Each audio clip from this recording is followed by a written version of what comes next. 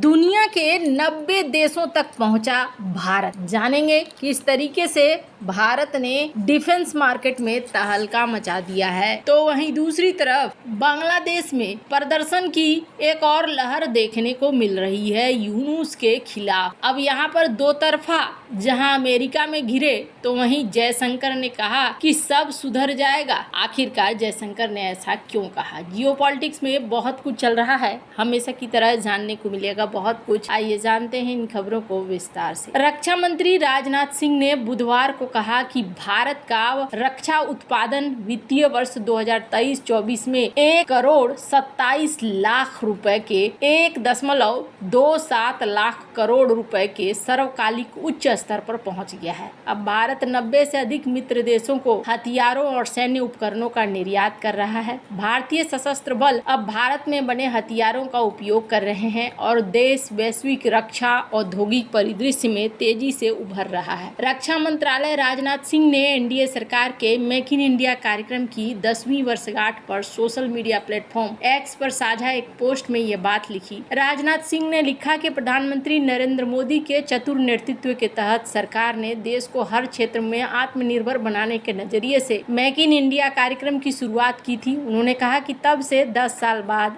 रक्षा क्षेत्र सहित हर क्षेत्र में कई सुधार किए गए हैं। भारत दुनिया के रक्षा औद्योगिक परिदृश्य में उभर रहा है। राजनाथ सिंह ने बताया कि पिछले कुछ वर्षों में सरकार ने घरेलू रक्षा उद्योग को बढ़ावा देने के लिए कई कदम उठाए हैं। घरेलू रक्षा विनिर्माण को बढ़ावा देने और विशेष रूप से चीन के साथ सीमा पर सैन्य तैयारियों को मजबूत करने पर ध्यान केंद्रित किया गया है। भारत का रक्षा निर्यात 2023-24 में पहली बार 21,000 करोड़ रुपए के आंकड़े को पार कर गया है और रक्षा मंत्रालय ने अगले 5 सालों में इसे बढ़ाकर 50,000 करोड़ रुपए करने का लक्ष्य रखा है। भारत वैश्विक स्तर पर हथियारों के सबसे बड़े आयातकों में से एक है। अनुमान के अनुसार भारतीय सशस्त्र बलों द्वारा 2029 तक पूंजीगत खरीद में लगभग 130 अरब अमेरिकी डॉलर खर्च करने का अनुमान है। सरकार आयातित हथियारों पर निर्भरता कम करना चाहती है और इसी वजह से उसने घरेलू रक्षा विनिर्माण को बढ़ावा देने का फैसला किया है। रक्षा मंत्रालय ने अगले 5 सालों में रक्षा विनिर्माण में 25 अरब अमेरिकी डॉलर का कारोबार करने का लक्ष्य रखा है। मई 2020 में सरकार ने स्वचालित मार्ग के तहत रक्षा क्षेत्र में एफडीआई सीमा को 49% से बढ़ाकर 74% करने की घोषणा की है। सरकार विशिष्ट मामलों के लिए 100% एफडीआई की अनुमति भी दे रही है। जहां एक तरफ भारत एक अलग ही लेवल पर बढ़ रहा है तो वहीं दूसरी तरफ बात करें भारत के पड़ोसी की, तो यहाँ पर जब यूनुस अमेरिका पहुंचे थे तो यहाँ इन्हें 2 तरह की चीजें देखने को मिली। आपको बता दूं, यहाँ पर एक तो जो माइनॉरिटी कम्युनिटीज के थे वो ये कह रहे थे कि हमारा जो है आप सुरक्षा नहीं कर पा रहे हो इसलिए आप वापस लौट जाओ। वहीं एक चीज और देखने को मिला, एक वर्ग ऐसा था जो ये कह रहा था कि शेख हसीना ने रिजाइन नहीं किया है इसलिए टेक्निकली अभी भी शेख हसीना ही पीएम है, और अमेरिका और यूएन को वो कह रहे थे कि आप इन्हें शामिल मत करो, ये कहीं भी नहीं है। हालांकि इनके प्रोटेस्ट का कोई खास असर अमेरिका के ऊपर नहीं हुआ, लेकिन एक प्रोटेस्ट जो हो रहा है इनके अपने ही घर में हो रहा है। बांग्लादेश में तो हिंसा रुक रही है लेकिन तनाव अभी बरकरार है। बांग्लादेश की अंतरिम सरकार के मुखिया मोहम्मद यूनुस को अमेरिका में लोगों के विरोध का सामना करना पड़ा। नोबेल पुरस्कार विजेता यूनुस संयुक्त राष्ट्र महासभा के सत्र में हिस्सा लेने के लिए अमेरिका में न्यूयॉर्क पहुंचे थे। वो जिस होटल में रुके थे वहाँ पर ही बांग्लादेशी मूल के कुछ लोग इकट्ठा हो गए। अल्पसंख्यकों पर हमलों को लेकर जमकर नारेबाजी करी। एक प्रदर्शनकारी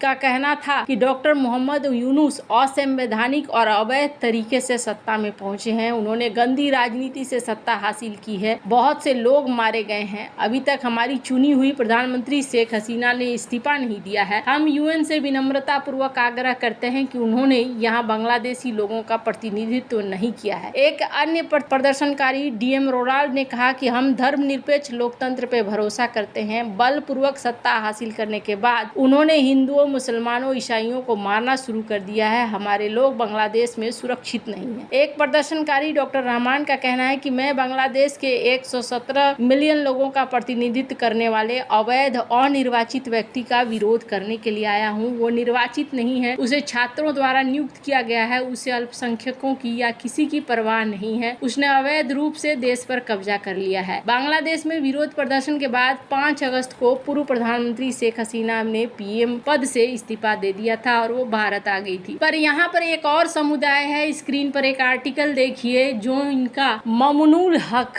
इनके लीडर हैं। इन्होंने अंतरिम सरकार से कहा है कि सुनो भैया, तुम्हारा गाना भवन हो, गान भवन हो या भंग भवन हो, सबको हम टारगेट में ले लेंगे अगर तुमने हमारी बात नहीं सुनी तो। जो भी एंटी इस्लामिक लॉ हैं, कानून हैं, उन सबको हटा दो देश में और इस्लामिक कानून लगाओ। एंटी कुरान वाले कोई भी चीज है तो उन सारे प्रोविजन को नए कानूनों से बदल दो, वरना फिर हम सापला छतरा में कुछ इस तरीके से करेंगे कि जो आपको ठीक नहीं लगेगा। हालांकि आपको बता दूं, ये चीजें तो होनी है। हिफाजत पार्टी इसने यहाँ पर प्रोटेस्ट भी करना शुरू कर दिया है और ये चीजें जो है ना, ये चीजें अभी और ज्यादा बढ़ेंगी। इसलिए बढ़ेंगी कि ये निश्चित है बांग्लादेश में अस्थिरता आना। इसी बीच जयशंकर ने कहा है कि वो कॉन्फिडेंस है उनके अंदर कि श्रीलंका और बांग्लादेश में जो भी चीजें चल रही है वो सब कुछ ठीक हो जाएगा। स्क्रीन पर एक वीडियो सुनिए। You look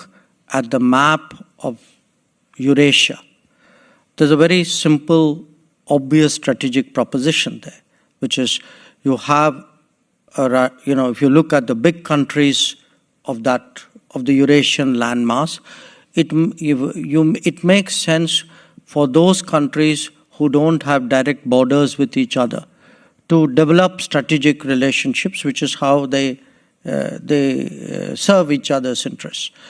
And for us, doctor S Jaishankar ने क्या कहा है? डॉक्टर एस जयशंकर ने कहा है कि देखो, जहाँ तक भारत से रिश्ते की बात है, ये जो देश हैं, इन देशों में अपने अंदर जो भी हो रहा है ये इनका खुद का है और ये बहुत ज्यादा मायने करता है कि वो हमारे ऊपर क्या असर देंगे और हमको उसके अनुसार चलना है। हम अपने अनुसार चलेंगे तो फिर चीजों को ठीक करना ज्यादा आसान हो जाएगा। हालांकि किस कॉन्फिडेंस पर ये बोल रहे हैं, बहुत सारे लोग इस वक्त सोच में हैं कि कैसे ये सोच रहे हैं कि इनका पाकिस्तान के साथ रिश्ता ठीक हो जाएगा, जबकि यहाँ तो स्थिति पूरी बिगड़ी हुई है। पर आपको बता दूं, ये जो कह रहे हैं ये गलत नहीं कह रहे हैं। पाकिस्तान में जैसा देखने को मिला और मालदीव में भी शुरुआती क्षणों में ऐसा ही कुछ देखने को मिला था, लेकिन अभी की समय में देखिए चीजें एकदम से बदली हुई है। दोनों ही जगहों पर भारत को अब ठीक ठाक कमांड मिल रहा है। तो यहाँ पर आगे भी भारत बांग्लादेश को लेकर कुछ न कुछ करेगा। ऐसे कनाडा से भी इन्हें हेल्प मिल रही है, अमेरिका भी हेल्प करने को तैयार है। पर आपको क्या लगता है, क्या भारत इस समस्या को हल कर पाएगा या नहीं? कमेंट कर अपनी राय जरूर बताएं। जल्द मिलते हैं अगले वीडियो में नई खबर के साथ।